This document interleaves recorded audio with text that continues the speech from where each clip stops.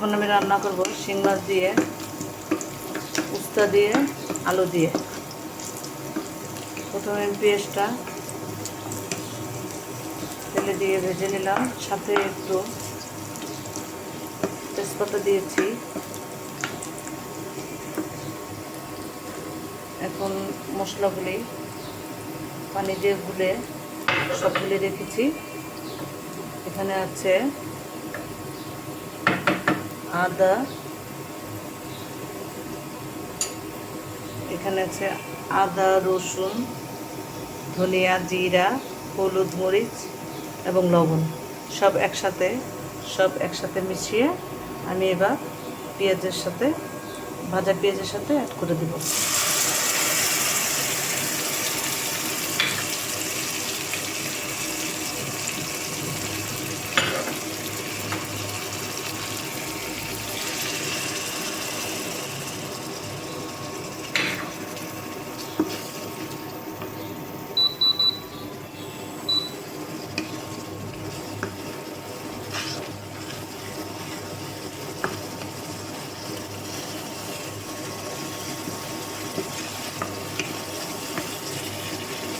দেখতে থাকুন বন্ধুরা।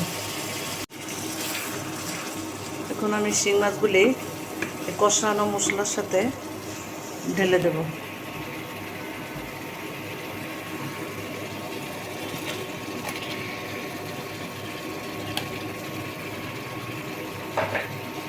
ভালো করে কষানো হলে তারপরে বাটিতে তুলে রাখবো।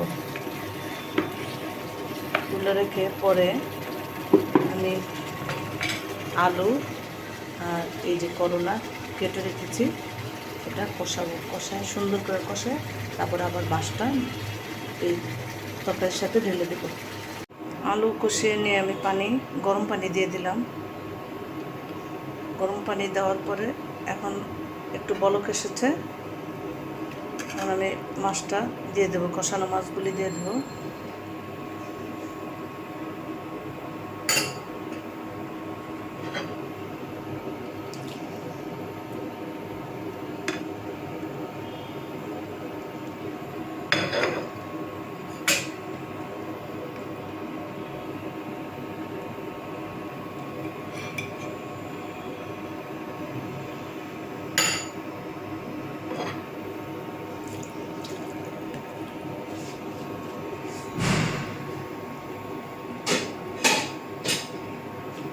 কষানো মাছগুলি দেওয়া হয়ে গেছে।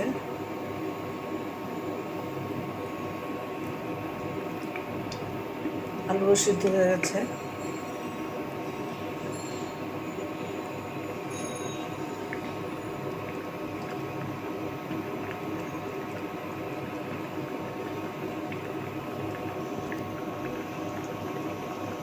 এখন আমি যে করলাগুলি কেটে রেখেছিলাম সেগুলি আস্তে আস্তে উপরে ছিটিয়ে দেব। যেহেতু করলা একটু পানি গরম হলে সিদ্ধ হয়ে যায়, সেজন্য এটাকে সবার শেষে দিতে হয়। আর এই করলা তরকারি রান্না করার সময় ঢাকলে বেশি তিতা লাগে, এজন্য এটাকে আর ঢাকা যাবে না।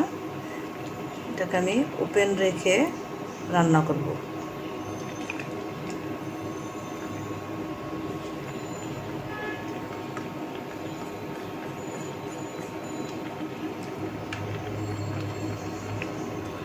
সিদ্ধ হয়ে আসলে আমি পরে ধনিয়া পাতা, কাঁচামরিচ দিয়ে নামিয়ে নেব।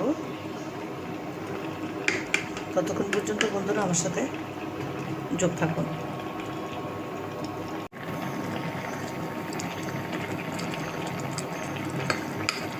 করলা তরকারি হয়ে এসেছে। এখন আমি কাঁচামরিচ আর ধনিয়া পাতা একসাথে সাথে এটার উপরে ছিটিয়ে দেবো।